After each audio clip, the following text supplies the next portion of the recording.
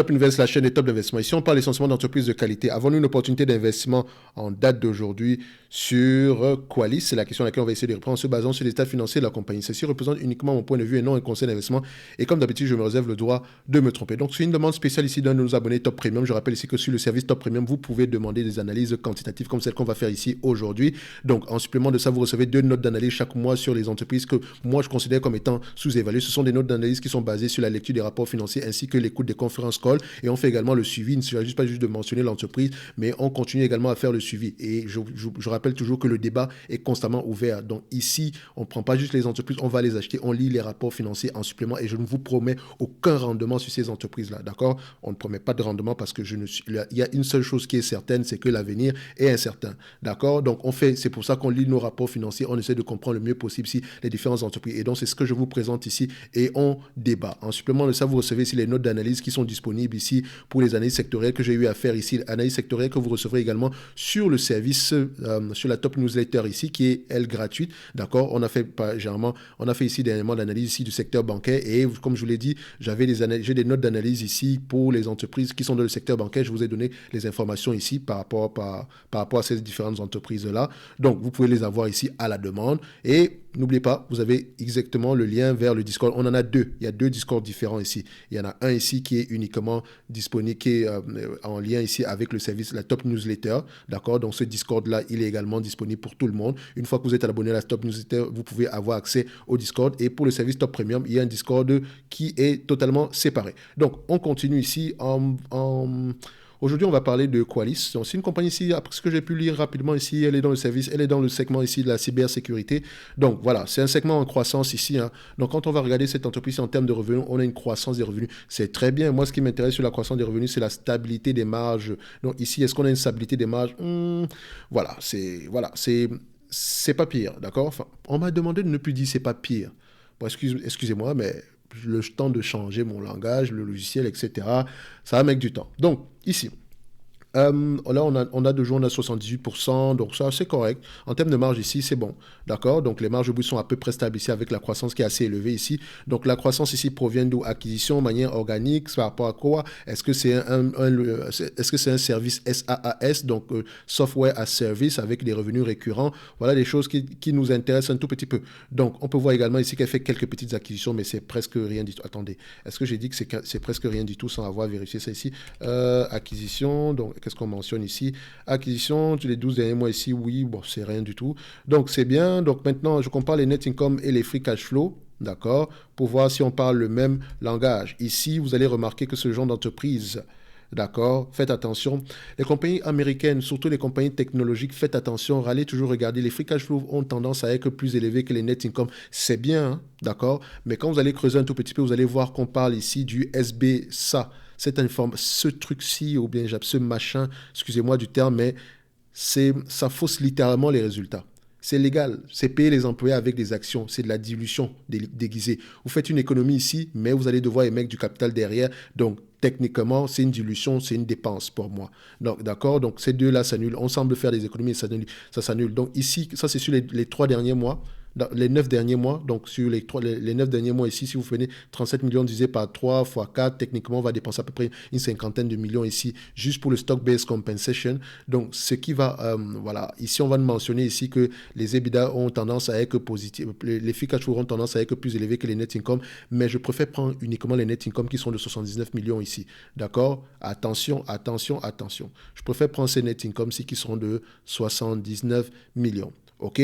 Donc, je ne dis pas que dans les net income, il n'y a pas déjà ce stock-based compensation-là. Donc, ici, il faudrait prendre en considération uniquement les net income. OK? Maintenant, à vous de voir. Ça ne veut pas dire que les free cash flow à la longue n'auront pas tendance à être plus élevés que les net income, mais on veut se protéger. On ne veut pas avoir précisément raison, on va avoir le moins de tort possible. Ici, le plus important, c'est de savoir quelles sont les hypothèses qu'on a prises et pourquoi est-ce qu'on les a prises. D'accord? Donc, maintenant, je reviens sur l'évaluation. Si je prendrai les net income. Maintenant, je vais aller regarder les marges ici. En termes de marge nette ici, est-ce que nous avons des marges qui sont stables ou croissantes dans le temps? Donc, en termes de marge, je compare, je prends ma médiane un tout petit peu et je mets ça là. Je constate ici que sur les 5 dernières années, nous avons des marges aux alentours de 21,39%. Sur les 3 dernières années, nous avons à peu près 22,5%. Donc, voilà, on est on pourrait se dire ici qu'on est à peu près quelque part aux alentours de 22%. Ok, les marges continuent à augmenter ici. Enfin, quand on te dit continuer à augmenter, on voit qu'il y a une certaine évolution. Il y a une certaine, c'est un peu, voilà, c'est assez stable. Après, remarquez qu'à partir en 2020 ici, voilà, je pense qu'on a eu quelque chose d'assez élevé. Pourquoi est-ce qu'on a eu ce trou d'air à ce niveau-ci? Est-ce qu'on ne va pas retourner à des marges de 25-26%? C'est la question que je me pose. Mais je prendrais 22% ici aujourd'hui. Dans tous les cas de figure, j'ai toujours mentionné ici que oui, on peut prendre un chiffre, mais à la fin de la journée, on lit les rapports financiers pour recoller les morceaux ici. En lisant les rapports financiers, on peut se rendre compte que, ah non, c'est pas 22, c'est plutôt 25 pour objectif, d'accord? Ou bien en lisant les rapports financiers, on va se dire, oh, le 22% ici, c'est plutôt exceptionnel. Donc, faites très attention. Faites très, très attention. D'accord? Les chiffres les chiffres, s'ils sont mal faits, s'ils sont mal orientés, ils peuvent vous donner des informations totalement erronées. D'accord? Donc, c'est pour ça qu'il faut toujours prendre en considération également ce que pensent les analystes. Admettons ici que les analystes, sur les 12 prochains mois, ils s'attendent à peu près à avoir des revenus aux alentours de combien? Aux alentours de, voilà, 500, on va se dire ici 555 millions. Et ce qui est intéressant, c'est que les analystes, c'est à peu près croissant.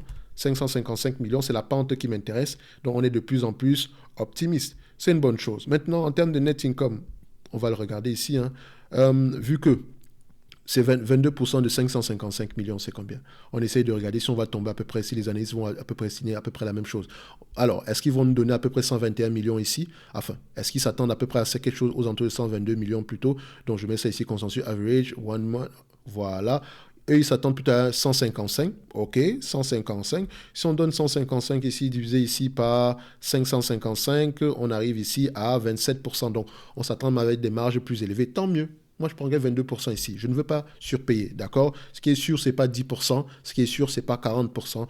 Moi, j'ai pris 22%. Les analystes s'attendent à 28%. Tant mieux si on atteint du 28%. Le plus important, c'est que l'entreprise m'intéresse déjà au prix actuel. Je peux également prendre les hypothèses ici, les différentes hypothèses ici, mais je préfère me situer au 22%.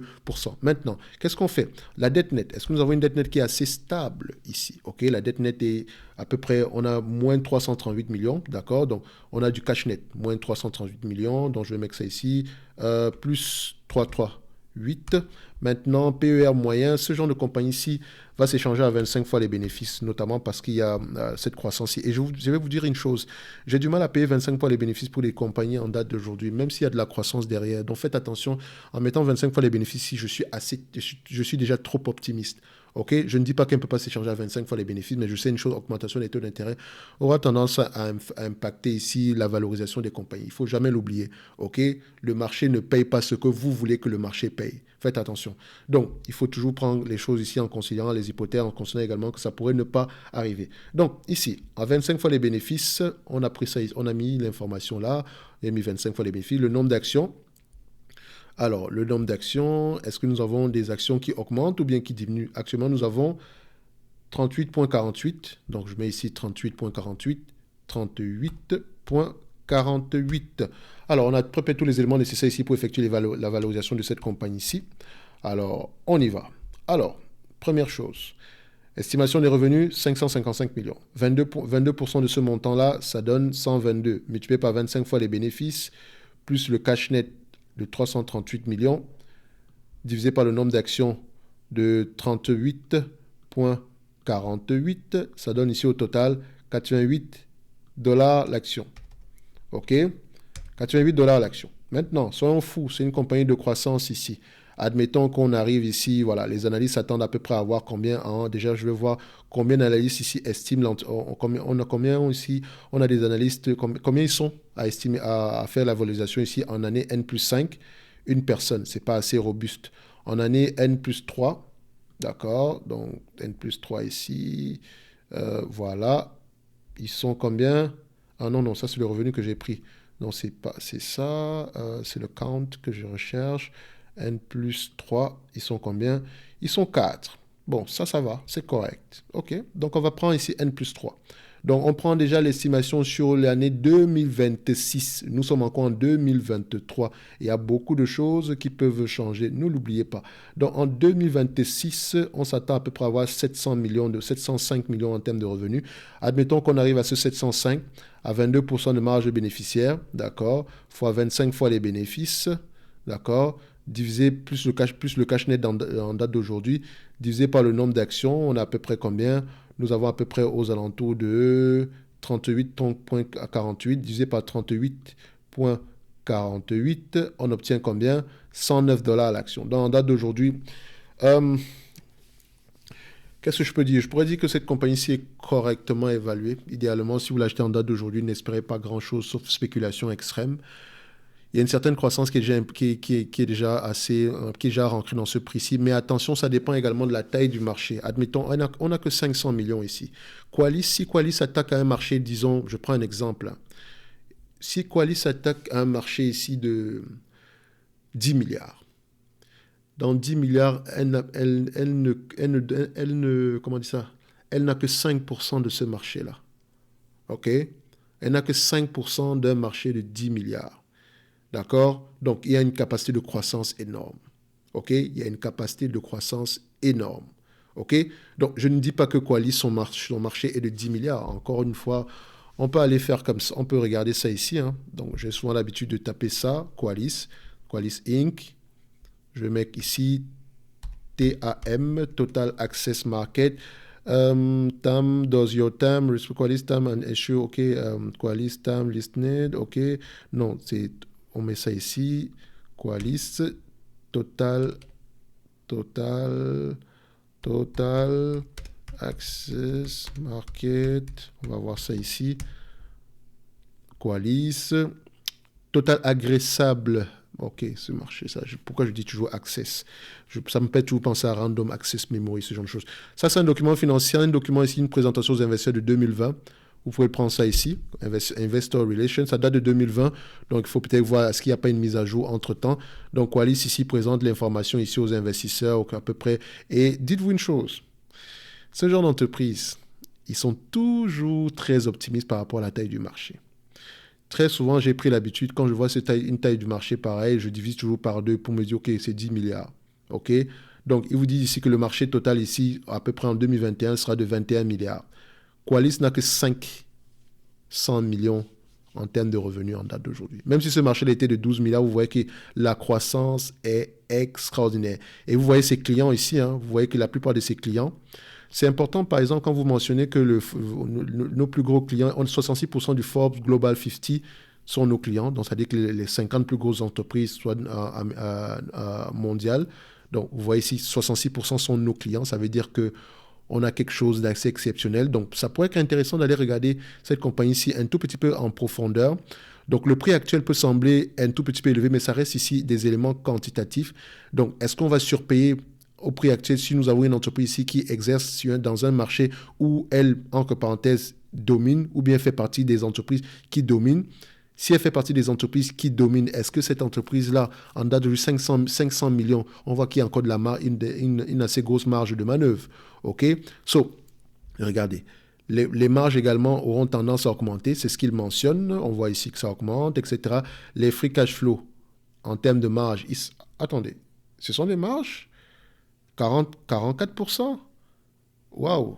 En tout cas, c'est vrai qu'on a vu des marges de free cash flow les free cash flow étaient plus élevés ici, mais comme je vous l'ai dit ici, ça prend en considération le paiement, le SBC. Donc, quand on l'ajuste ici, je préfère prendre les bénéfices. Donc, si on a des marges bien plus élevées, tant mieux. Ils vous mettent également ici leurs différents compétiteurs, Industry Leading, vous mettez les pure margin ici est de 12% dans le secteur ici des